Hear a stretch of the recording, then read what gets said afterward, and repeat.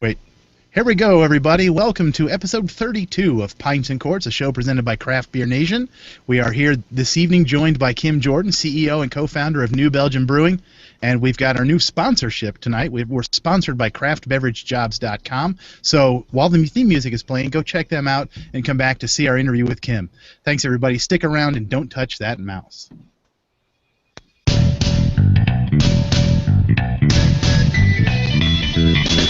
Time now for a look back at the last week in the craft beer industry.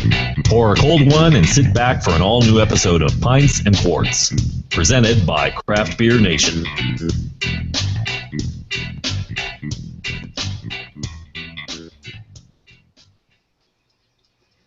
All right. Well, we are back. We've got Kim Jordan joining us tonight. We've got lots of great questions from Twitter and Google Plus and Facebook that people have written in. So we're gonna get right into that. I'm Matt Miller, the host. We've got Randy Gardner Jr., Charles Dunkley, Gil Mello, and Alan Huerta joining us tonight.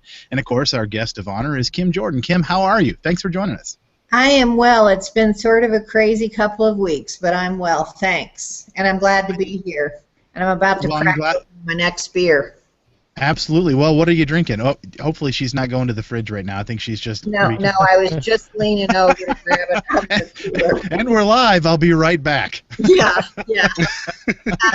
I'm drinking Slow Ride, which I'm really excited about. This is a new beer of ours, and we worked a long time to get the right amount of aromatics and, a malt bill that wasn't grainy, nice and smooth, and still... good amount of hops, great amount of aroma. We're pretty excited about it. So, cheers. Cheers. Cheers back at you. The microphone's getting in the way of my drinking, though. That's always a problem. You said about a long time to get a beer, and I just thought, what is the normal process? It's like, do you wake up one day and say, I want to brew this beer and I'm going to produce it, or it takes like 6 months, a year, 2 weeks? It kind of depends on the beer, but often we talk about something for a while. Someone will have been somewhere in Europe to a friend's brewery, something, and say, I tasted this really great beer, and I was thinking, that we could do our own version of this, and we would do this differently, and you just sort of start goofing around with different things. I had a beer when Dick and I lived in Barcelona. I had a beer there called Guinot, which is like 2.5% session IPA, really, which is kind of hard to believe, and it's a Spanish beer. And that was in 2010, so it took us a while to decide this was something we were going to do. It's it's a fun. There's a lot of drinking involved, I'll say that. Darn. Yeah. Well, there's a lot of drinking involved in reviewing it, and reviewing beer as well, too, so we appreciate all that, all that you make. Alan, let's get into some questions here. Alan has been our Twitter guy here for a while now, and he's got a couple of questions. We're going to clean them up a little bit, too, so people on Twitter don't necessarily ask things appropriately. So, Alan, let's get started. Well, before we got into that, I just had a question about kind of going off of what Gil was saying. And so I remember before, like right now you guys had the Lips of Faith, and before you had the Loose Lips for recipe creation. Is that still kind of, like, do you still have that like internal employee thing going on?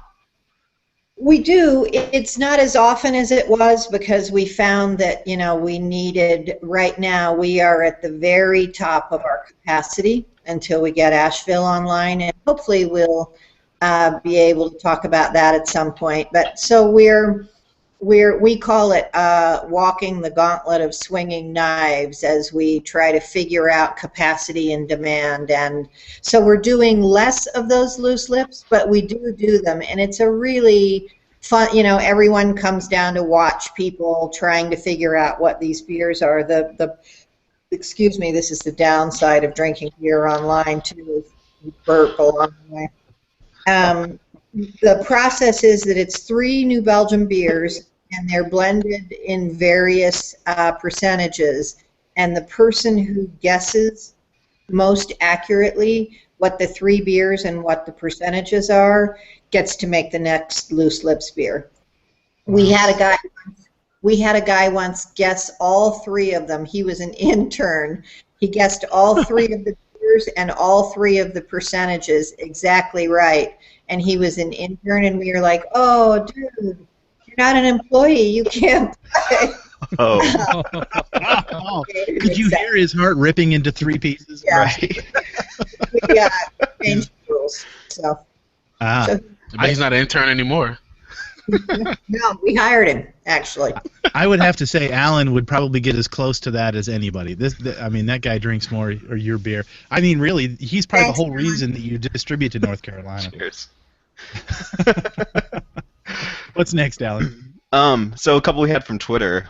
One, he wanted to know about Asheville and pretty much does it enable unique strategic opportunities and like pretty much it's just beyond capacity and distribution, or do you have anything else lined up for that? Well, you know, we love to play around with beer, so we'll certainly continue to do collaborations. We'll continue to do Lips of Faith there. One of the things that we think will be really interesting about Asheville is that we will be able to do some spontaneously fermented beers, which is not really something that Fort Collins, it's too high in altitude and it's too cold. And so that it really does not, it's really not so tenable there, but we think that we're going to be able to play around with a cool ship and you know, add sort of another dimension to our wood beer program. That just expanded too. I think it was doubled in Fort Collins, was it? Like all the fooders got. It was doubled, and I'm sorry you're not here in Fort Collins.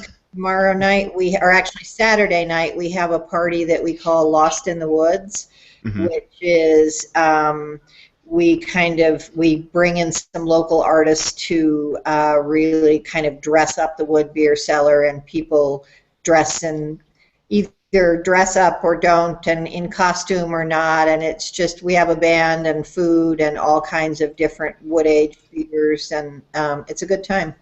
Yeah, I've been wanting to get to that for the past 3 years, but it just hasn't worked out. But in Raleigh, they're doing a kind of like offshoot one, and I'll be at that one, so I'll be there. Oh, good. Well, I'll be sure that my friends there, you know, I'll let them know that you're coming. Sweetness. Be fun. There you go. What's your capacity right now at the Fort Collins facility?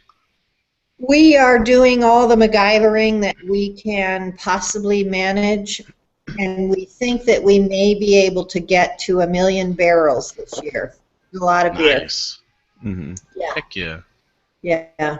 Yep. My coworkers are just sort of, they've done an amazing job of figuring out how to make sure that we can shoehorn in, you know, maintenance and cleaning and all of the other things that need to happen. So I'm always impressed with what they do. So go ahead, Alan. I was at like 1 million barrels. Does that put you at the number 2 craft brewer, or is it still? No, we would still be behind Sierra Nevada. Okay. So I didn't know how Sam many. Adams, Sierra Nevada, New Belgium. Gotcha. And what's the build out capacity that you're going to add with Asheville? I mean, you know, engineering wise. About 500,000 barrels. So it'll be a 2-stage process. We set the tanks 2 weeks ago about 2 weeks ago. So they all came in from the port. We put them in. They hit the holes on the first try, which is good because those are big cranes and big tanks, and so the brew house is in. So it's pretty exciting. I think the question we missed here is like, how did you got into this thing? I mean, I'm just open-mouthed, amazed by all your knowledge and things like this. How did you get into this whole world of craft beer and things like that? I mean, to be where you guys are at right now.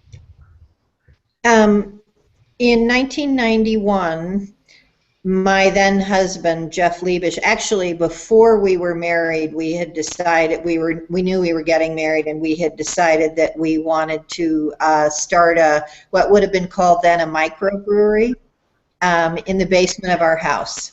So it was a teeny tiny spot, 12 feet wide by 22 feet long. Jeff designed the equipment. We had a local dairy fabricator make it. And, I mean, we essentially let beer overtake our living room and our garage. We had a walk-in cooler in our garage instead of a place for cars. And it just sort of, our timing was good. We were really dedicated to quality. We worked really hard. We hired people who were really passionate about it.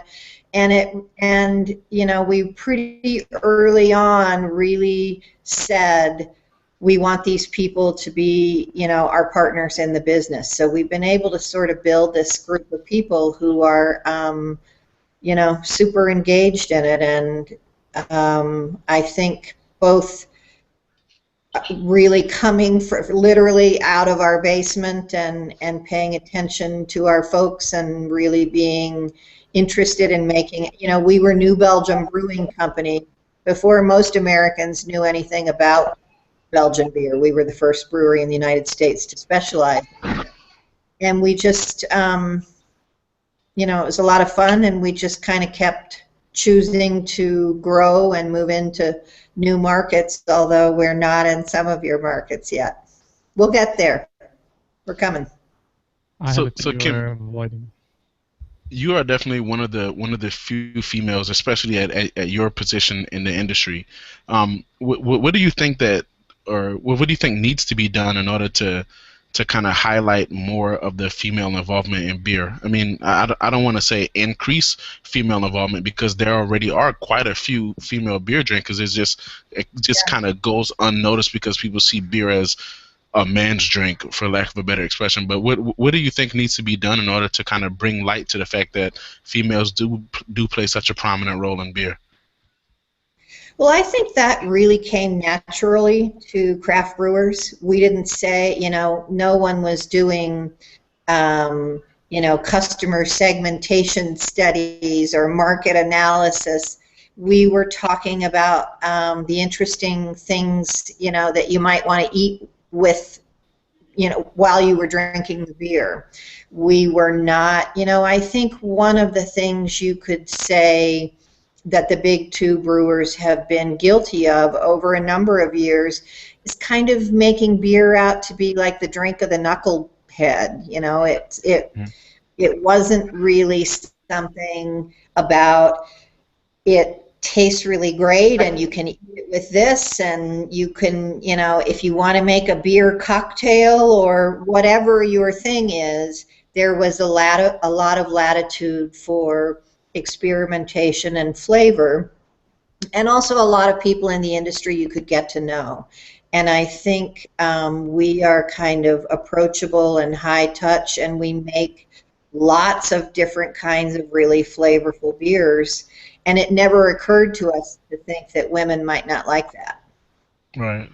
Because we actually have 4 female moderators for our community on Google Plus. It just so happened that their schedules worked out to where they couldn't join us tonight. But I mean, we try to promote it as much as we can, or we probably can do a little bit better of a job. But they all scream the same thing, in that they hate going into a bar, ordering a beer, and the bartender automatically assumes that, okay, we're gonna get you, you want the saison, or you want the wheat beer, and because some of these, I mean, or the fruit beer, because I know a plethora of females whose the first thing they're going to order is that Imperial Bourbon Barrel Aged Stout, and I mean, and that may not necessarily be the first thing that I order. So, I mean, I think that there's definitely room in the industry for there to be more inclusive and less assuming, should I say?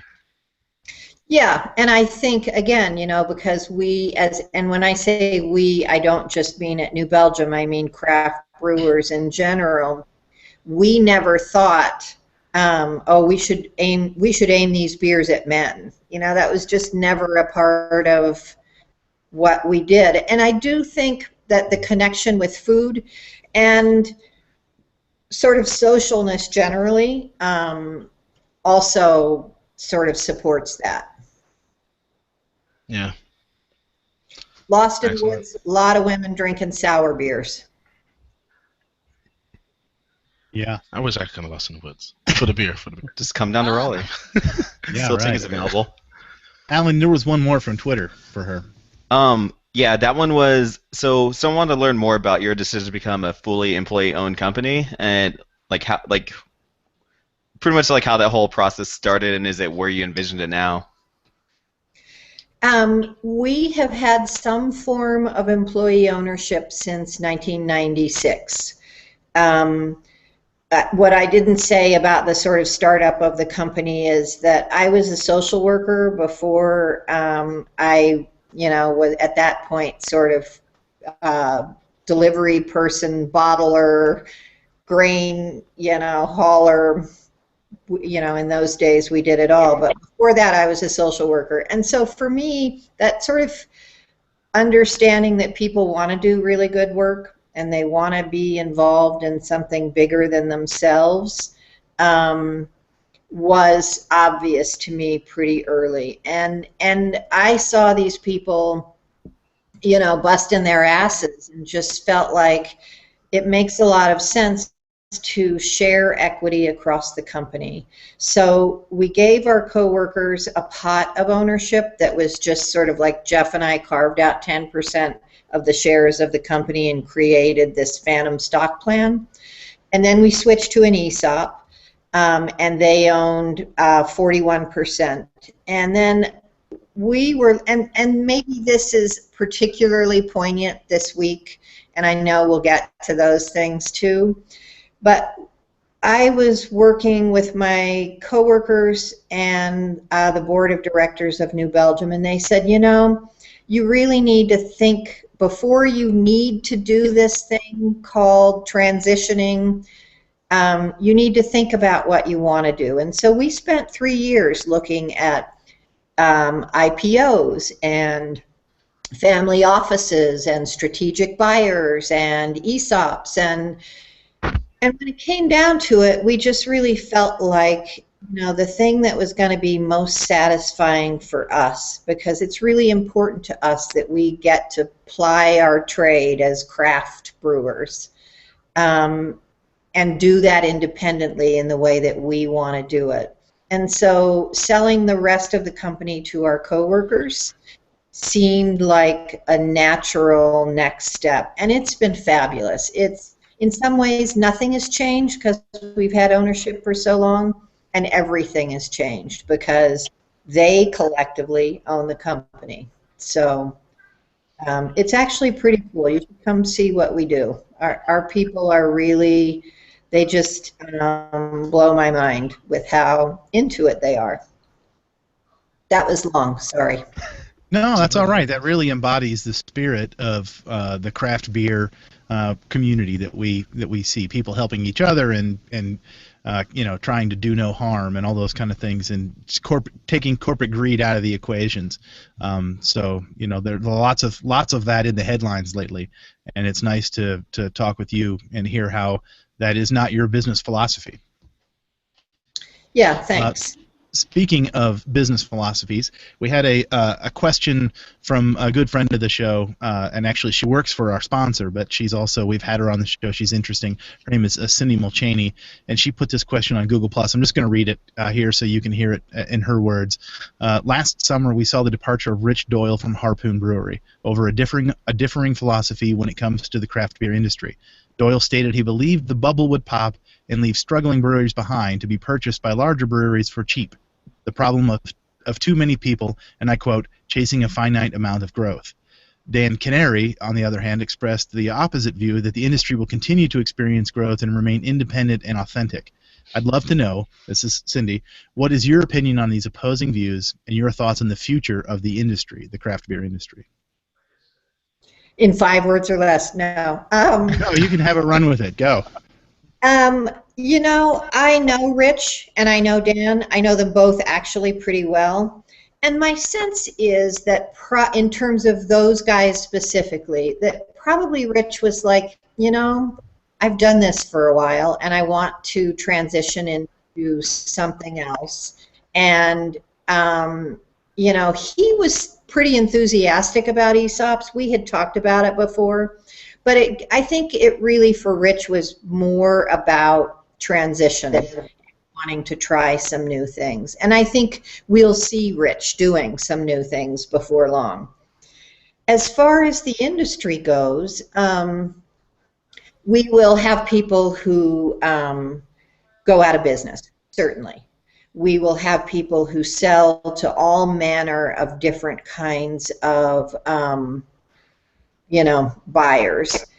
But I also think that there will always be this relationship between beer drinkers and craft brewers that's about the iconoclastic nature of beer brewers, about the enthusiasm that people have for makers who, you know, they can meet, who get up every day and put on rubber boots and say, you know, let's goof around with beer. And I don't see I think there is absolutely plenty of, you know, beer drinker enthusiasm and stomach for this industry to get to a 20 share. I don't see why that's not completely possible. So I wouldn't necessarily agree with Dick on that. Gil, I'm sorry, I didn't hear what you said. I just said good taste don't go away, right?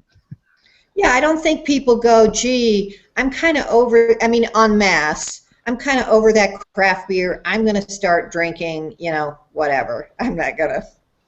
I'm going to start drinking a really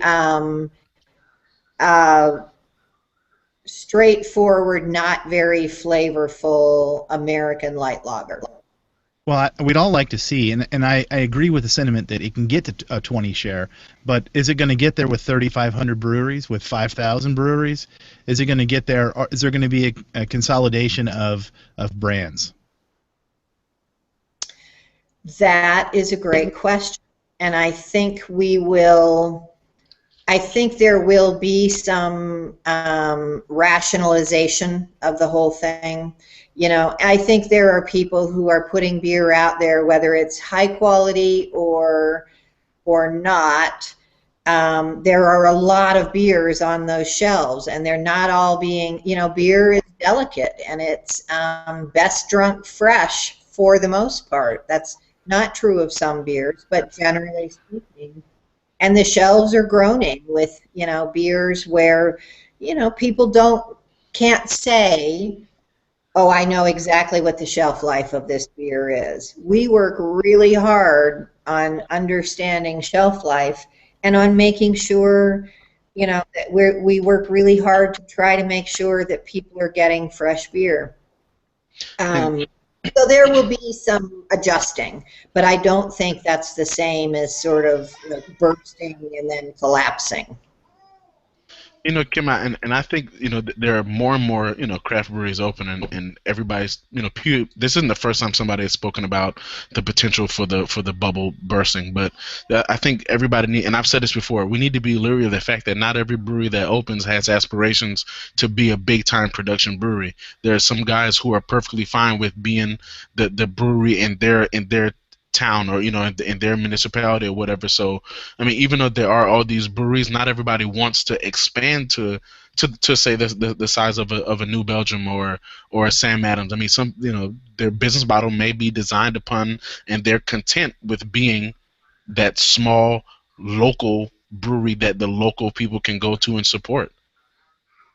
And Randy, you're absolutely right. And as you started, I was thinking the same thing, that there will be, and I think that's how we're going to get to 20% market share, is that I think it's absolutely right that people should have that brewery in their town, whether it's just a brewery with a tasting room and, you know, they have some distribution, or it's a brew pub. There will be lots of models for this. And I think that's really exciting.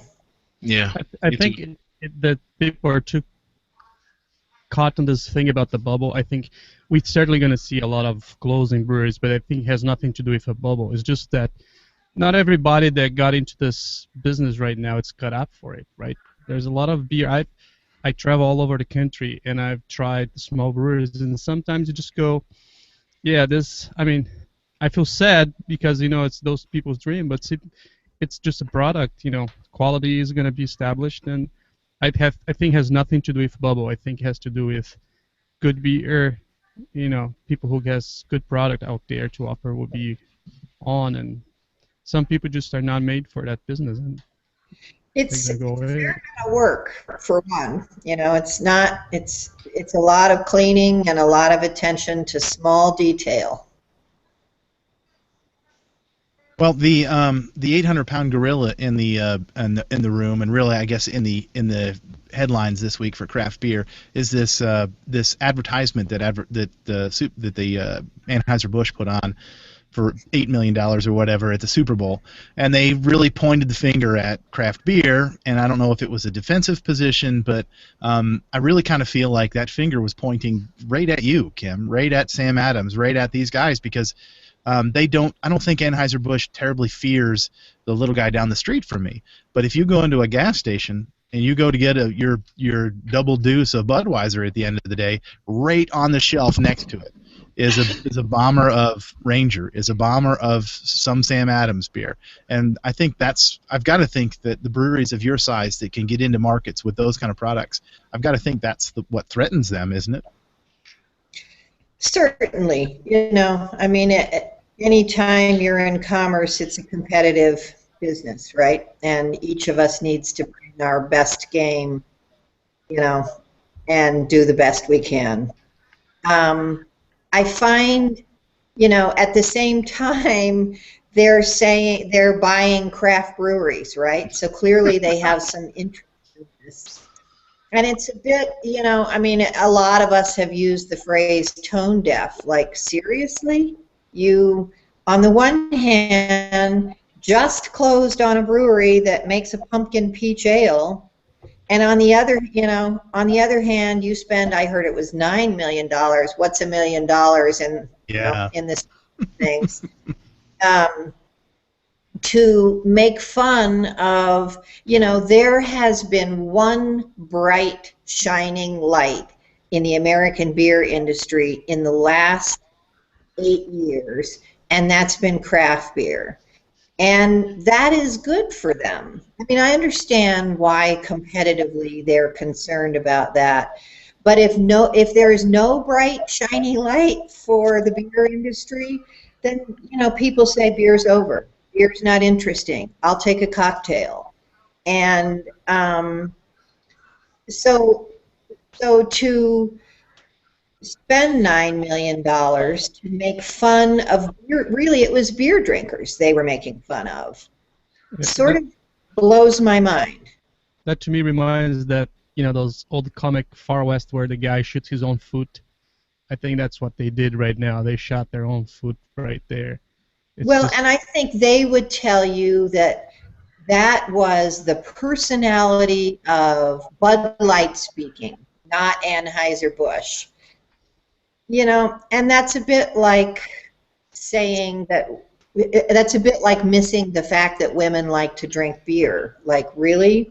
You think that beer drinkers say, oh, well, that's Bud Light talking, and so, you know, Bud Light's a scrappy working man's brand, so it can talk like that. No, people said, wow, Anheuser-Busch just made fun of beer drinkers. Yeah. And I understand people who say, can't craft brewers have a bit more of a, you know, sense of humor and not get too worked up. But it, you know, they had, 2 or 3 commercials on the biggest brewing day in the world. and they spent it, making their point. And my question is, and your point is? Yeah. Exactly. I guess you could say that the other 45 commercials that Anheuser-Busch has in circulation are mostly sexist. So why is it okay for them to be to proliferate sexism, but once they attack the hipsters, we get ticked off? I don't know. It seems like, why aren't we upset about all the half-naked commercials for the last 30 years? Yeah, well, that's a good question. All right. Well, that really is that's the end of the questions that we've got for you. We want to talk a little bit about some news releases and that kind of stuff. But before we do that, we actually have a sponsor this week, and this is exciting for us. This is turning a new page. But we actually are sponsored by Craft Beverage Jobs. They've got a website, craftbeveragejobs.com, if you guys want to register to find out jobs or put jobs on there or whatever. But we have a job of the week. And this week it comes from them, and it is, let me find the link here, Craft Development Representative at Massachusetts Beverage Alliance. And an MBA, I guess, is what they go by, but it's a distributor up there in Massachusetts, and the job is, put on some jeans, go out and sell some craft beer. And I love the sounds of that. And actually, I don't know if you guys saw the link that we've kind of been talking behind the scenes here, but one of the qualifications for this job are, a college degree and willing to talk to people and everything else, and then it also says ability to consume responsibly. So, I was good. I was with you right to that point. I don't know. I don't know about my responsible consumption. So, we're insulated here. We do all of our online drinking in our basements or our houses. So, we can let our hair down a little bit more. So, but that is that. And check out the website craftbeveragejobs.com and find your dream job there. I wish. No, I don't wish. I have a pretty good job. Beer's a great hobby. I don't think I'd do so great at it if I had to pay my mortgage on it. But I'm glad for the people that do. Well, in a couple of years, that's where I'm planning to find mine. So. Yeah, Alan's going to find his. So, well, Alan's a much more gifted brewer than I am. So. We can actually drink his beer, right? We can actually drink his beer. That's right. Hey. All right, well, that was that. We do have a couple of things to run down here. We've got the beer releases. Clown Shoes has got Crasher in the Rye, an oatmeal milk stout aged in bourbon barrel and whiskey barrels. That comes out in the next couple of weeks. Firestone Walker's got, they're going to can some beer. They're going to can Easy Jack, which I don't get here in the East. I really like to try that. That's their session IPA. Union Jack and Pivot Pills. Pivo Pills. Pivo Pills. All right. That's a I don't great get that here either, apparently. Mm-hmm. That's a great Pilsner, too. Trogs is out of Pennsylvania. They do distribute in Pennsylvania. They've got their Cultivator Helles Bock. That's a couple of they've got a couple different Bocks here. Well, this year. Helles, although it's called Bock, Helles is not really a Bock per se. It's different. I've seen a couple of them. It's got Bock like right in the word, right in the. Dogfish Head it's got Chateau Yahoo. They're not getting sued for that.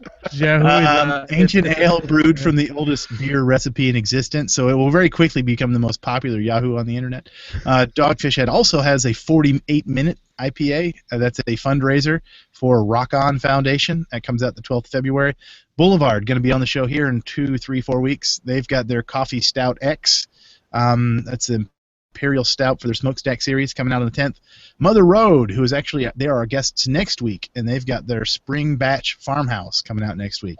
So I wonder if that's, we got to get some of that to taste on the show. Allagash has got Century Saison Brett bottling tomorrow and will be on the shelves next week. Fatheads out of Middleburg Heights, Ohio, has got Hop Juju Imperial IPA coming out next week. Hardywood here in my state of Virginia has got Sadamo Coffee Stout. It's a Russian Imperial Stout with the Sadamo locally sourced coffee in it. I don't know when the barrel aged version of that comes out. They usually put some of that in barrels, and that is delicious too. You cannot miss the coffee in that coffee stout from Hardywood. They also have their WRIRX. I have no idea what all those letters mean, but that's what's written here on the screen. It's a Belgian style pale ale next week. Any other releases you guys want to talk about? I drank it, but New Belgium's got Portage on the shelves now. And when does La Folie 15 hit the shelves? Kim? Well, I was going to add to your list because both La Folie 15 and Transatlantique Creek come out this Saturday. Their first release will be at all of the release parties around, the territory we're in, and then certainly also at the brewery. And this year, our Transatlantique Creek is with Oud Beersel from Beersel, Belgium, which is again, outside because they are Lambic brewers outside of Brussels.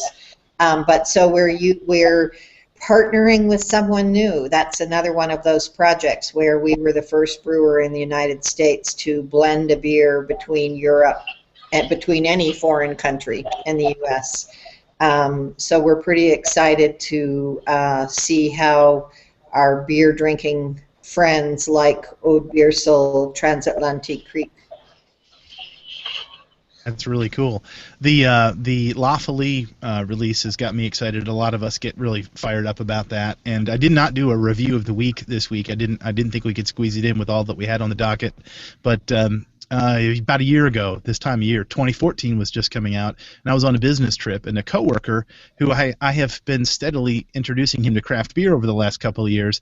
He kind of was a lager guy, and then I could get him. He likes a few of the IPAs, but not the really big ones, and he's just kind of new and coming around. And we're in Tennessee, and this is on tap, and I see it on the list, boom, right to it. La Folie, give me a pour, a 10-ounce pour. So I drink it, and he drinks a Pilsner of some kind. And then I order another one, and he drinks a Pilsner of some kind. And then he wants to taste it. And then I sat there while he drank 3 10-ounce pours. He was absolutely converted. Absolutely converted. In fact, we drank 2. He drank 2. I had to switch. I was going to be in real trouble if I drank 4 of those things. And we switched, and I called a cab. I called Uber. And we're about to the bottom of the glass, and he says, "Cancel that cab. I want one more." So, Tell him I went said back thanks. to the third. Yes. So, and he said thanks, and he's actually found a little source that keeps those around. In fact, I bought a 2014 just today, so it's still out there, and he's still finding it. So, grab a bottle for me, Matt. I will. I have to pick some up for Gil too, so I'll find a way to hold on to them. Get together for lunch. Friday. There we go. Yeah, what are you doing tomorrow, as a matter of I know. Festivals-wise, Ashley's Belgian Beer Festival in Westland, Michigan is going on. It starts today, goes for 10 days. And Cincinnati Beer Week in Cincinnati starts next weekend. That's the 13th through the 22nd. San Francisco's Beer Week starts tomorrow and goes for 9 days. They like beer out there, too. Big Brew New York Beer Festival is on the 7th, and Bonita Brew Fest in Bonita Springs, Florida is on the 7th. Looks like we've also got Arizona Beer Week, which is going to be next week, so that'll probably be going on actually while we talk with the fine folks at Mother Road in Flagstaff, and we heard about it last week when we talked to those great folks at Borderlands Brewing. So Arizona knows how to drink craft beer as well. Are you guys distributed there, Kim? In Arizona? Yeah. You're kind of freezing for me a bit. Yeah, we are. And I met the folks from Mother Road a couple of months ago when I was there for an evening of celebrating. So, and I'll be at SF Beer Week. So I'll see folks at some of the events from, I think, like Wednesday through Saturday. So we're going to have a party. I have a house in San Francisco, so Dick and I are going to have a party with friends while we're there and go to some events, and it'll be a good time. Hope to see people there. Well, great. So look for Kim. Just walk up and say hello. I hear she likes hugs from random people. No, I'm sorry, Kim. That is not true. She does not like. Randy, what Matt, were you there's also though, so wouldn't surprise me. Randy? There's also a Brewvival coming up at the end of February down in Charleston, South Carolina, and they're going to be pouring the Love's Black Cherry Oscar, Love's Cherry Felix, Cocoa Mole, and Slow Ride. So looking forward to all those. I'll be having my fill of New Belgium beer at that beer festival. I can't wait. And that will be 4 of the 30 that you drink that day, right? I mean, that's Brewvival's just an insane 30. place. I'm sorry, I didn't mean to go light on you like that. 75. Well, we really appreciate you coming on the show, Kim. We appreciate your time. We appreciate your enthusiasm. We appreciate your beer. So we look forward to some great things. Go ahead. I'm sorry, I'll wait my turn. Well, I was wrapping up, so take your turn now. I just wanted to say it was really fun to hang out with you guys. I really enjoyed it, and please invite me back. It was a good time. We certainly will do that.